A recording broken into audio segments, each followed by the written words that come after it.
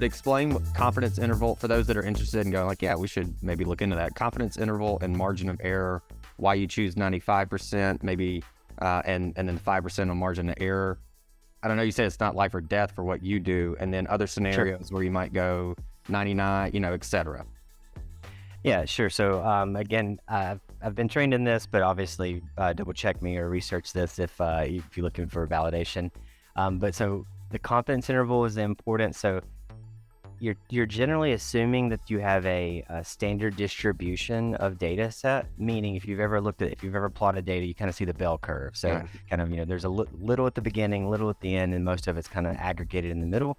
That's most of statistics, you're assuming that. And so the confidence interval is the likelihood that your population or the sample you pulled falls within the 95% of that curve. So again, there's 2.5% on either side.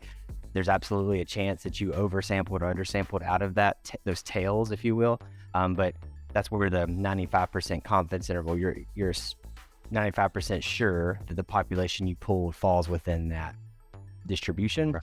Obviously, if you have more of a cyclical or two hump, or there's a ton of different distributions out there, that's when you really have to maybe change the number you're sampling. So you're essentially saying, I'm 95% confident, or insert number there, that my sample is representative. And so that's really what that number is. And then margin of error, it's very similar. It's actually hard to even describe the difference there.